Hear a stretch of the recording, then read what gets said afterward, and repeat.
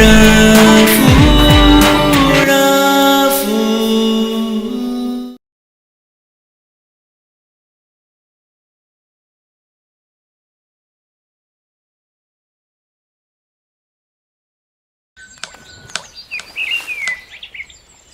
ইস, মাছগুলো যদি ধরতে পারতাম।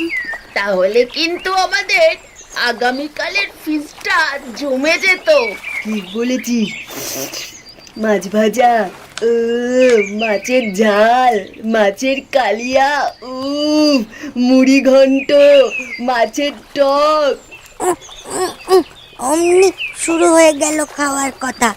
এর মুখে আর অন্য কথাই নেই। রাফুর মতো মাছ ধরার চ্যাম্পিয়ন থাকতে আর আমাদের ভাবনা কিসের?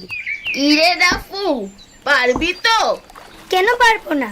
কাল সকালেই ছিপ নিয়ে চলে আসবো। আগামীকাল এই পুকুরের মাছ দিয়ে তোদের না রে রাফু, আমাদের ফিস্ট হবে।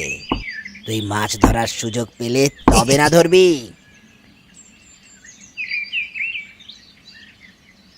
মনে হচ্ছে না পাশে কেউ দাঁড়া দাঁড়া, আগে ওই নোটিশটা পড়। কিন্তু কেন? কেন আবার?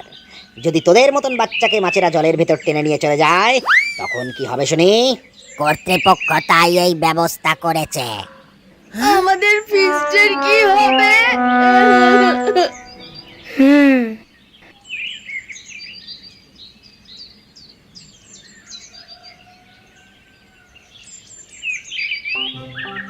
যাক বাবা, রাফুদের তাড়িয়ে দিয়ে এবার নিশ্চিন্তে মাছ ধরা যাবে।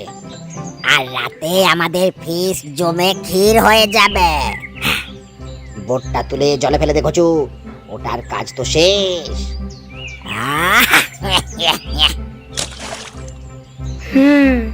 আমার সন্দেহটাই তাহলে ঠিক। সবটাই পল্টুদার প্ল্যান। কিন্তু এটা তো এটা তো অন্যায়। এইবার পল্টুদা টের পাবে মিথ্যে বলার মজাটা।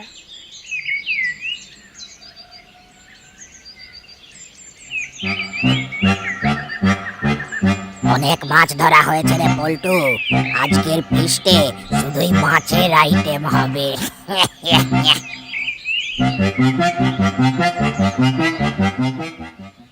এবার উঠে পড় পল্টু, নইলে এতগুলো আইটেম রাধার সময় পাওয়া যাবে না। মাছের ঝুড়িটা গেল কোথায়? একই তোরা মিথ্যে কথা বলে ঠকিয়ে আমাদের মাছ ধরতে না দিয়ে নিজেরা ধরলে। এই মাছ দিয়ে আজ আমাদের ফিস্ট হবে, তোমাদের না।